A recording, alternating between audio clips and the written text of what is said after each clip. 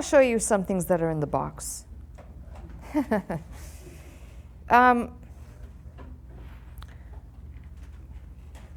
So here's what's interesting. I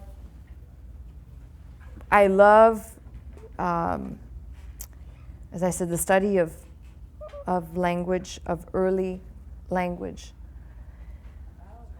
Understanding cuneiform, and there's so many things that I have been gripped with over the years, and as I said, the development of writing. And I started collecting these seals a few years ago. So, they just look like a little, from far away, they just look like a little bead, look like something you put on a necklace. I put it on a string so I could hold it up. But see if you can push real far into the picture. Go as far in as you can. Oh, I don't know if you can see anything. There's like scratching on there. Can you see the scratching?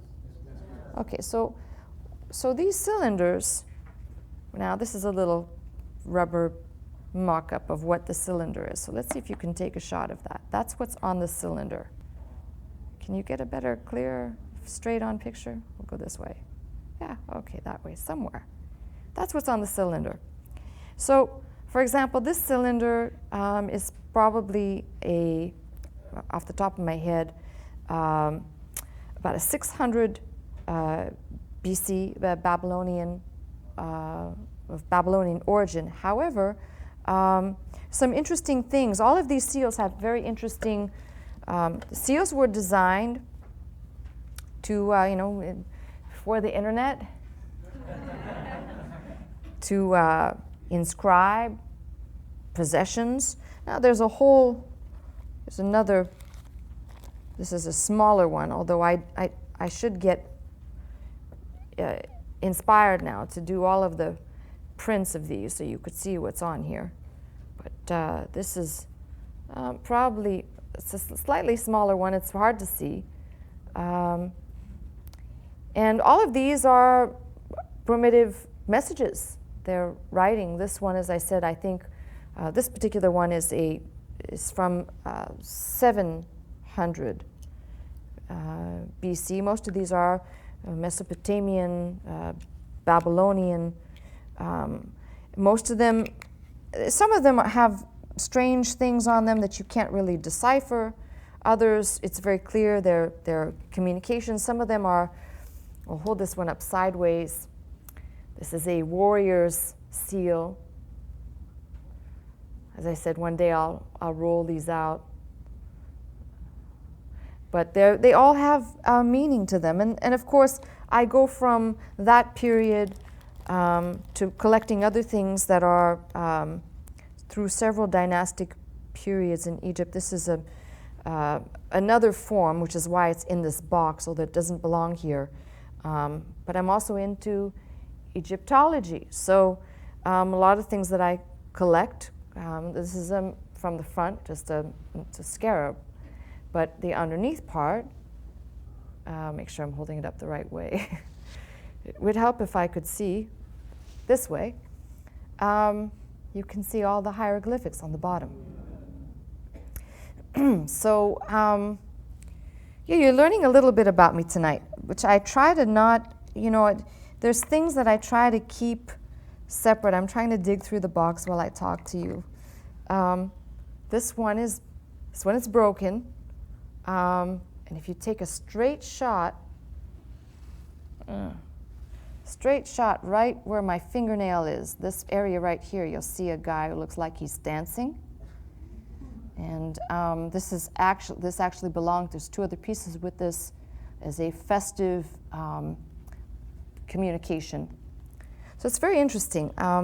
There's a whole collection, a whole world of things in the box. the things that could fit in the box. Each one of them has a unique story. And there are some things that couldn't fit in the box, which, without telling you too much, because but I need to share this with you so you, at some point, you can see.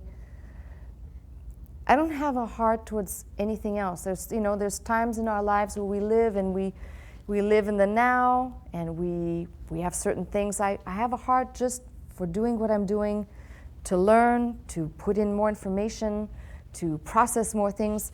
And the heart that I've had since I can remember is I've always been a collector. That was my common thread with Dr. Scott when we met. I've told you this many times.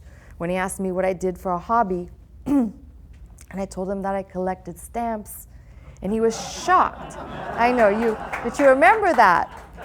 But you also remember me telling you how I was really boasting that I had this great collection, because mine was, the type that you put into the albums, and I had albums upon albums, and I have envelopes and bags, and so the volume, just an extreme amount of, and it was a wonderful collection. But when he said, would you like to see mine? And I thought, oh, of course. When I saw his, I was like, I don't collect stamps.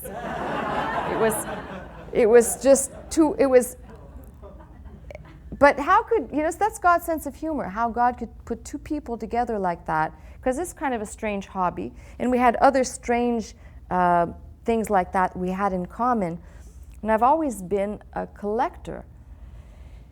When I really started to just say, okay, I'm going to start collecting antiquities and things that I can put together, I started to get a vision that, but I don't mean a vision from God, I just mean in my mind.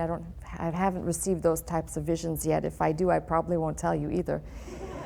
But that eventually, and the Lord will show me. And when I say that, I don't necessarily mean like there, but my goal and my vision is to have a place. Dr. Scott had the idea of displaying the Bibles, and I've added to that collection in an amazing way. It's not even fathomable, the things that you've seen. Just the Wycliffe Bible, which was a crazy, that was made available to me, was like, how could I obtain that? And then furthermore, the whole sequence of that, God orchestrated, there's no doubt in my mind. There's another mulling and rumor of a full Gutenberg that may come available, and the person that was making mention of it to me, who's they have a reputable source, I said, you know how many millions of dollars the one that sold for, like in the 80s, how many millions of dollars? And I've always said, if the Lord wants something to be a part of something, He makes it happen. I don't know, it's like many other things. I'm always going to say, by faith, I'd really love that to happen. That'd be wonderful. But my point is, amassing and collecting for a reason, including antiquities and all of these different types of things, because I do have a vision eventually to merge a lot of these things and put them under one roof somewhere. And unlike the situation that we had at the cathedral, where there was a stagnant exhibit, which created a lot of problems. And when I say stagnant, when something stays for an extended period of time, it just, you did it, I did it too, you walk right by it eventually. You just walk right by something that at the first, when you first saw it, it was jaw-dropping. And whether you like to admit it or not, that's what happens when something is stagnant. So the idea behind this would be to have a rotating exhibit. I'm telling you my dream, which I haven't, up until now, I haven't shared this with you like this, but I would have it be rotating. I've already come up with at least 80 different possibilities for the kinds of exhibits that could be done. Rotating, they're not exhibited more than 4 months, and then they're taken away. And the idea would be done in a structure where public could come in, where it's not, because we keep the church separate, and the church is the church, where it could be a place where people could come to see these things. And it would be definitely a tribute and a monument to Dr. Scott's passion, but it would also reveal what I've been doing these years too, and the things that I have been trying to put together to make this all mesh together. One of the things that has been somewhat of a conundrum for me is that I've got a vision for something I'd like to do with Dr. Scott's pyramid teaching. There's a lot of people out there that they're so, forgive me, they're so ignorant as to the issues that surround some of these things that they don't understand. There are so many problems in trying to display or show. For example, Dr. Scott's pyramid teaching, much of that teaching was done out of books to whom the copyrights he did not possess. And the laws have changed, and many of the things that might have flown 20 and 30 years ago do not fly today. And a lot of the people who need to be contacted, it's all part of it's not just taking a tape that was on 2-inch and transferring it onto a disc and saying, voila, we've done this. It's making sure that the work is also protected from any infringements on somebody else's copywritten material, for which during that time, a huge amount of his teaching was done out of other people's material. Now my vision, my goal is to be able to get permissions and rights granted, which we're eventually going to get to once we've digitized and made everything into its proper format. But one of the things that I would love to have, and again, I'm sharing dreams, maybe I shouldn't share them with you, is to have at least a viewing room where that teaching could be heard and played, and a lot of the accompanying materials that go with it could be either acquired, rights to the materials that we would then be able to have the right to distribute or sell at that location, along with much of the things that I have collected that are the perfect complement in terms of, especially all things concerning Egypt, the perfect complement to a lot of the teaching that Dr. Scott did, whereas my interests span a complete, all of the dynastic periods. There isn't a period I haven't collected in or haven't probed into in terms of the history and the divisions, the rulers. It's quite endless.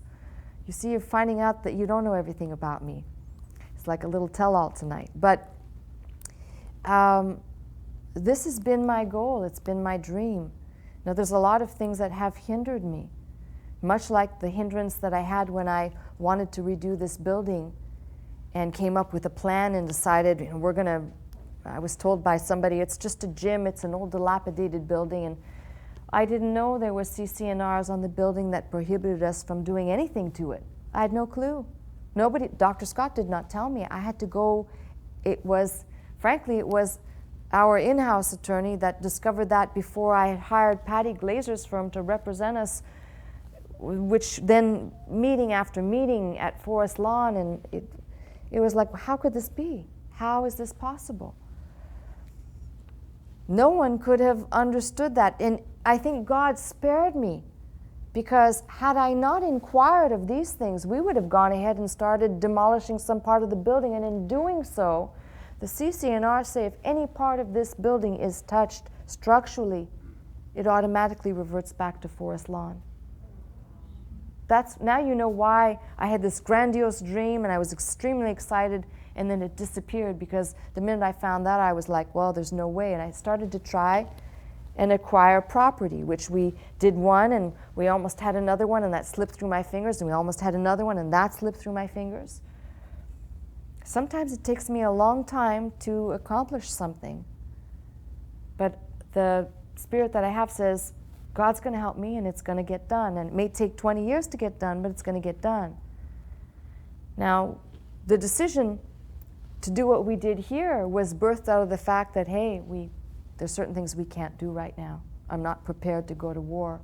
I have to pick my battles, and I've been in a lot of battles. I have to pick the ones I want to be in.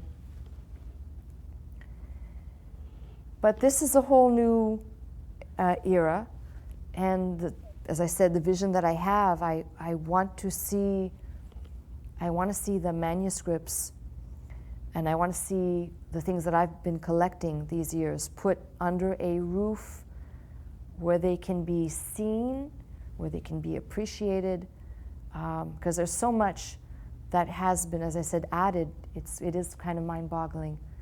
But that takes a few things. It takes people. It definitely takes money.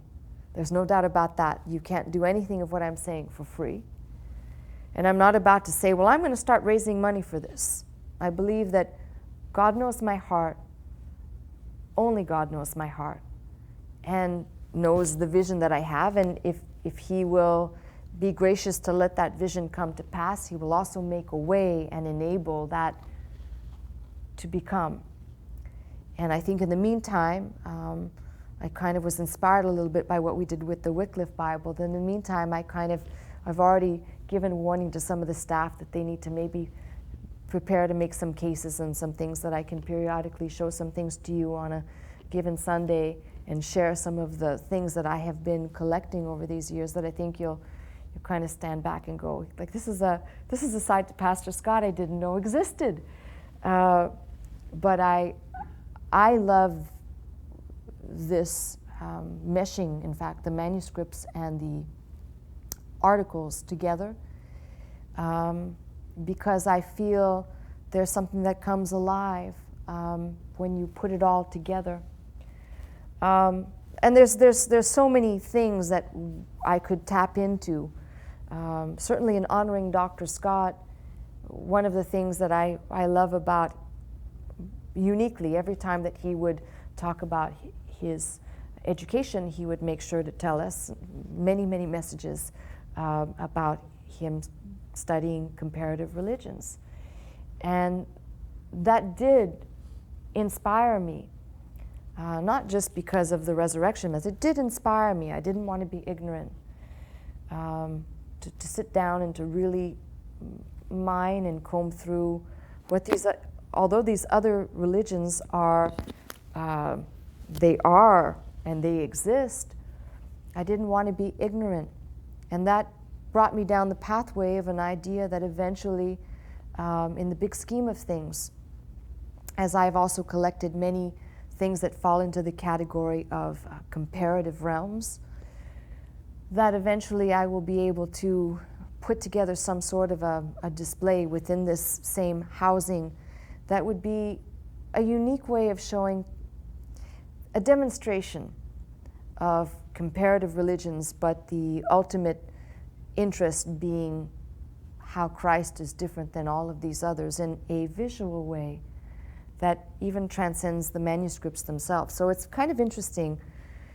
And I'm just asking God, I have been asking God all these years to give me the wisdom and the understanding and to bring people who have the same heart and who have the same interest, who are stirred by these same things, and those that have a heart to make it happen.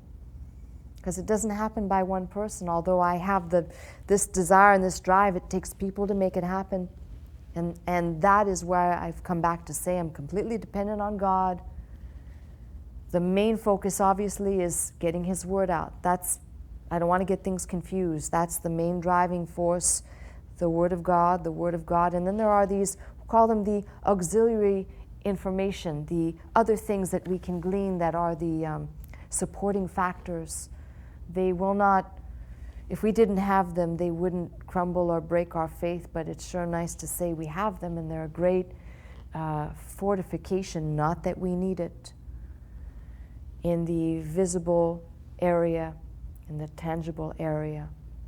So you're just getting a little glimpse at what's on my heart. I'm very reluctant and reluctantly sharing this with you because I know how Satan works, and a lot of times when we speak our heart and we say this is the thing that is upon us the most, Satan always comes and manages to disturb or thwart, and even in people's understanding, well, why would you do this, or what's your interest? Well, the main and obvious one regarding the manuscripts and the continuance of building that was my observation. I go back to the stagnant factor. It was my observation that when we dismantled the exhibits, there were a few things that became very clear to me. that although having all of the first edition printings of a certain manuscript is impressive, it becomes overwhelming and completely lost, you could just lose it. The impressiveness of having so many first editions in one setting, but then in the very next one you've got something else, just too much information to process and too much to appreciate, too much being put out. And in fact, my vision of this is that the Bible can be picked apart in so many different ways. And not only the interest of the word itself and the we'll call it the evolution, I'm not sure that that's a good word, of the English Bible, and the surrounding and supporting cast of Bibles in other languages to a certain point, but binding and the concepts of writing and language, and even in the development of our own English language. There are so many snapshots to look at to fully be able to take in the historical value of the development of the Bible, that doing this in an interesting and more focused way is much more beneficial. You can walk away from something that's been on exhibit for 4 months having gleaned all that you can of that one snapshot without being overwhelmed by other things. And I want to say maybe, I think I shared this with you. A month or two ago, I went to the Getty to see some manuscripts and other things, some stained glass and whatnot that was on display. And that is the genius, that in this grand setting of the Getty, where they have several different wings, and you go off in this wing and it's this type of art from this period, and you've got these sculptures in this period over here. What was being exhibited, the focus was on the glass, where the windows of some monastery, that's how important it was, it escapes me. This is too much information here right now. But the stained glass windows and the manuscripts that had actually been, the illuminated manuscripts that were taken apart, and they were taken apart for the sole purpose, being brought to the Getty, being taken apart, put on display so that you could see them, and then that manuscript will be rebound and never to be seen like that again, which is quite a novel idea if you're going to present something if you're going to rebind a Bible, to take it apart and put it on display like that is an incredible idea, especially with an illuminated manuscript. And that made it clear to me. There were enough people mulling around looking at things that, although they were interesting, they weren't as interesting as some of the items that we have. And I thought, this is it. This is the snapshot of things where you isolate, you focus on, you can mine the depths of that one certain, whatever you're trying to exhibit, and that exhibit itself is educational. It's not lost in a plethora of other things. And people, I think, will actually learn a little bit better, not having so much to try and take in all at once. So there's great wisdom behind this. And that's my petition before God, to make it happen. It's building on what Dr. Scott had done, but in a different way and under a different roof, with some other things added in, which I think will be incredible. So I've been asking God for that for these many years, and I'm praying that He'll make it happen. And now that I've shared this with you, I pray that some of you don't go, well, that's not the word, so I'm leaving. There's opposition to everything, you'd be surprised. But meanwhile, back in reality mode here, there's, as I said, there's a lot of things that I don't share with you. There are fields of interest that I'm completely taken by, and periods of history that I find extremely riveting. It really pained me tremendously when HBO did their take on the Tudors, because oh, it was just absolutely painful. It was so much of it was not correct. No, not so much of it. The bulk of it was not correct. And there were so many things that I just thought, again, this is what Hollywood does, just like the movie Noah that everybody's talking about, and there's the disclaimer. Have you ever heard the disclaimer about, who did they consult for this movie? I'm sorry, did they consult somebody who gets it? Because from the clips that I've seen so far, I've already had difficulty with some of the things that I've seen just in the trailer that I saw. I thought, wow, okay, this is interesting. But there'll be people who do not read the Bible who will go see this movie, just like people who do not read history books, who watch The Tudors and all of these other things that are produced for television and theater, and they think that that's history. And that's how they will remember history. They saw it in a movie. So, the reason for perpetuating a lot of these things. And I see it as a great opportunity of faith for some of you, especially for some of you that think, well, now we're here and we're kind of treading water. Does Pastor have any vision? Of course, I have a lot of things that I would love to accomplish. There's a lot of things that I would love to do, but it takes people to do them. It seems like we can't, the publishing of Dr. Scott's work can't happen fast enough, and there's certain things, it takes people. I can't do it by myself. That was very hard for me to accept. I want you to know that. That's a great mark of progress on my part, because when I started it, I thought, well, I'll do it with or without you. You need people.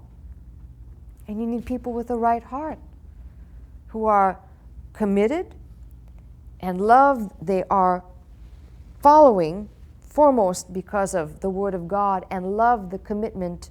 If there are peripheral things involved, the attachment is there, the interest is there. So, now that I have told you all of this, and I'm not a reveal all person at one time, so you'll have to, if you want to know more about my interests, you'll have to stick around. And don't think you know it all about me, because you don't. I think that I shock even some of the people that are in my immediate, they come into my space. It's my area, my space, and they're shocked at some of the things that I just might take interest in. In fact, it's one of the people that I've known here for 18 years. It's been around for 18 years. I've known for 18 years. Just made a new discovery about me. I was having food the other day, and I was having food with this person, and I said, you got to have hot sauce. You need hot sauce with this. Pastor Scott, you like hot sauce? Yeah. And the hotter the better. Of course. So, this is a person that's had association with me for 18 years. I can't believe that. That's shocking. So you learn something new every day. So, I have much more to say, but right now I need you to do some work. I need your reservations and your commitment. So get on the telephone.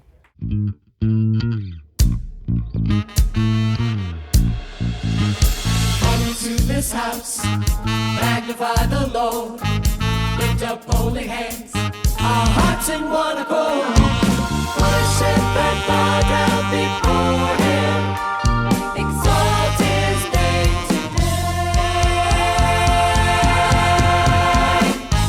Come into this house,